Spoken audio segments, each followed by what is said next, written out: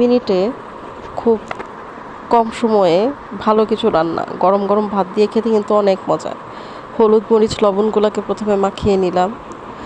কাঁকরোলগুলিকে অল্প একটু মশলা দিয়ে মাখাবেন, অনেক ভালো লাগবে। আস্তে আস্তে করে সবগুলির মশলা যাতে ভালো করে লাগে। প্রথমে পানি দিবেন না, পানি দিলে এটা একদম ছড়িয়ে যাবে। সবগুলি কাঁকরোল নিয়ে নিলাম, নিয়ে সবগুলিতে হলুদ মরিচ মাখিয়ে নিব যাতে ভালো করে ঢুকে। একটা একটা করে মাখাবেন, তাহলে খুব ভালো হবে।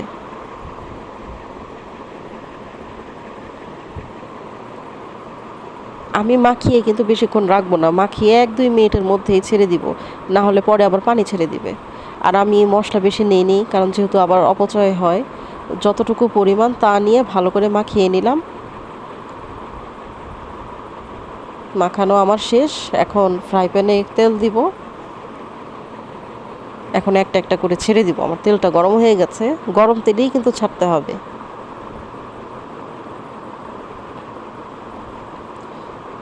সবগুলি ছাড়তে ছাড়তে দেখা যাবে যে একটা একটা করে হয়েও যাচ্ছে।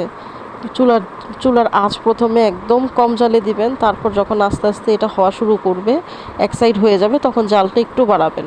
আর প্রথমে যদি আপনি জাল বাড়িয়ে দেন তাহলে কিন্তু ভিতরে সিদ্ধ হবে না, উপরে কালার হবে ঠিকই, ভিতরে কাঁচা কাঁচা থাকবে। এই যে আমার এগুলি এক সাইডে হয়ে গেছে, এখন আরেক সাইডে আমি উল্টে দিলাম।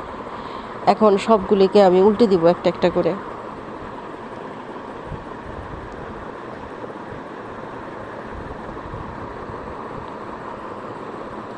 এই তো আমার দুই পাশ প্রায় হয়ে এলো।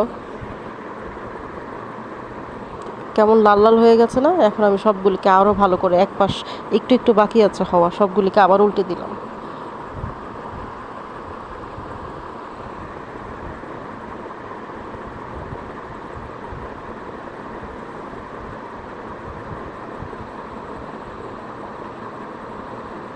হয়ে গেছে। আপনার যখন ঘরে কিছু না থাকবে তখন আপনি চাইলে এটা দিয়ে একদম পেট পুড়ে ভাত খেয়ে নিতে পারবেন। এখন আমারগুলি হয়েছে, এখন আমি সব আলাদা বাটিতে উঠিয়ে রাখবো।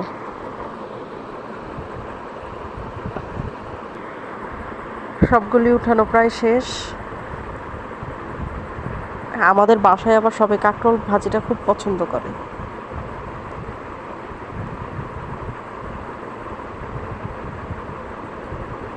হয়ে গেল আমার কাঁকরোল ভাজি। ভালো লাগলে সাবস্ক্রাইব করবেন, ফলো করবেন এবং লাইক দিবেন। ওকে, গুড বাই। Subscribe please.